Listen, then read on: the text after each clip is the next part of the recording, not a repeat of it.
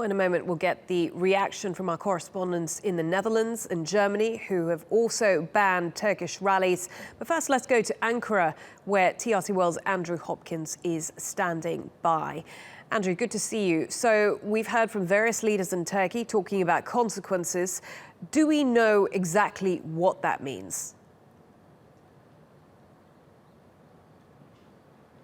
It's difficult to know at the moment what the consequences are going to be, but there is going to be a cabinet meeting held later today in a few hours when there could be more statements from the government, more indication of what they're likely to do as part of this dispute. But basically what the Turkish government is waiting for is at least an apology from the Dutch government. And he says until that is forthcoming, then it will carry on to take action against the Dutch. It's already told the Dutch ambassador that he needn't return to his offices here in Ankara in the very near future. But as to further action, we don't know. You played a bit of the president's speech from last night there, in which he talked about some kind of international action, international sanctions against the Dutch. He compared the Dutch to a banana republic and talked about the rise of Nazism in Western Europe. But as far as what these sanctions are going to entail, what the next step of the Turkish government is going to be, I think we're just having to wait and see at the moment. OK, good to speak to you.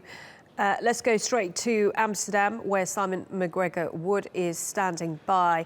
So, Simon, we heard there the Turkish leaders expecting some sort of apology.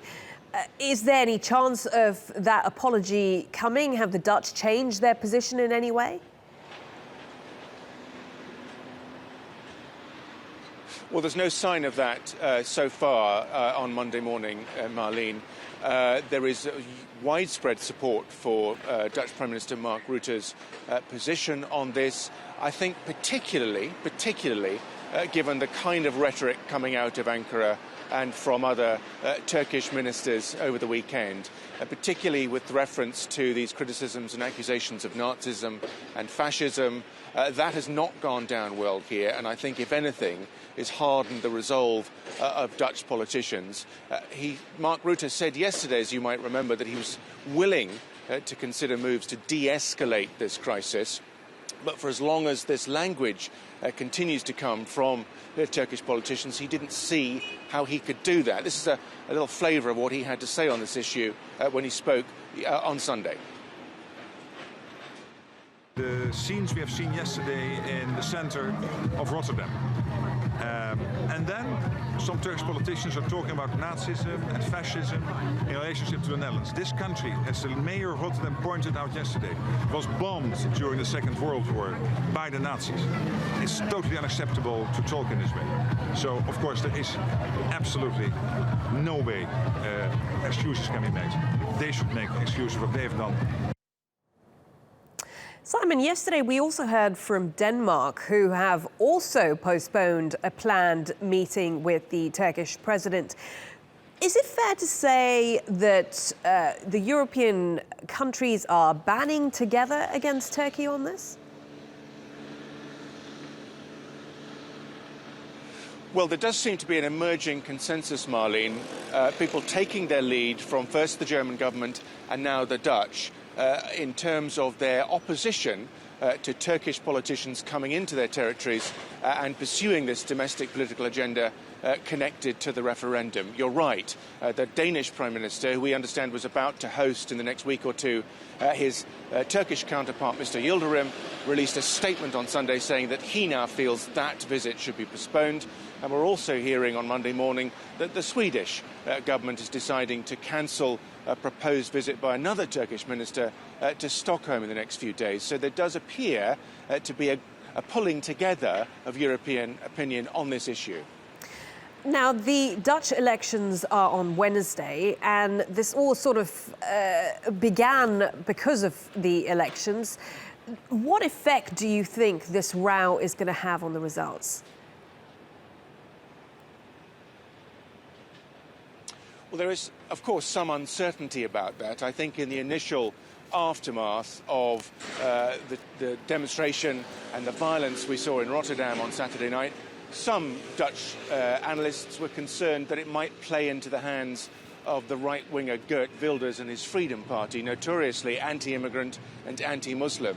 The dust has settled somewhat, and I think the analysis would now suggest, certainly on Monday, that Mark Rutte's handling of this is actually going down pretty well with voters, and there are many undecided voters in this election. One public opinion poll out this morning, Marlene, suggests that he has done well from this politically, and that his polling consequently is going up.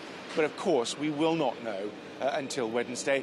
And given the white heat of the rhetoric between the Turkish government and the Dutch government, other things can happen between now and polls opening on Wednesday morning. Indeed. OK, Simon, good to speak to you. Simon McGregor Wood there in Amsterdam. We can go to Ira Spitzer, who is in Berlin. And Ira, of course, this all began in Germany at the beginning of last week. What has been the reaction to Germany to the developments that we've seen in the Netherlands over the weekend? Well, I think there's certainly concern here in Germany about the escalation of the situation between the Turkish government and European countries. Most German politicians, almost all German politicians, have expressed great unease with the idea of Turkish politicians campaigning in Germany ahead of this April referendum.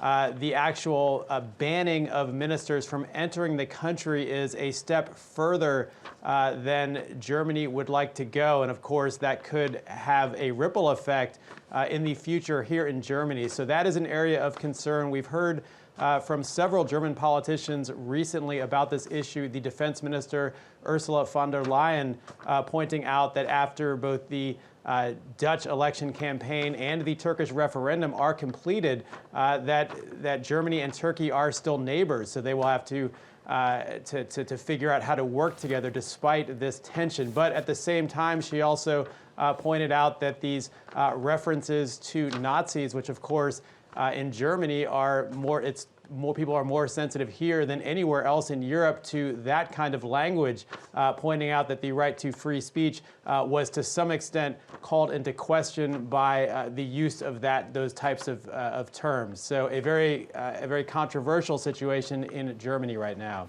Do you think that Turkish politicians will be allowed to campaign in Germany in the future?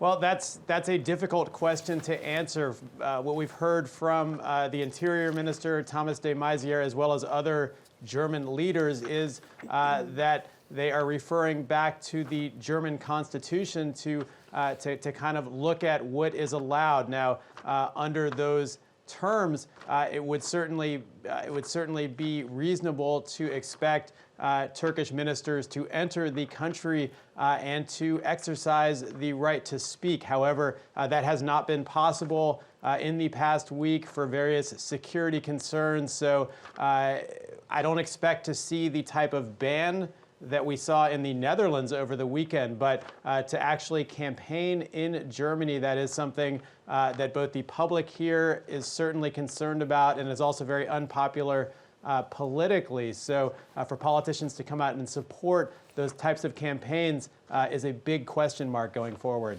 OK, good to speak to you, Iris Spitzer, there for us in Berlin.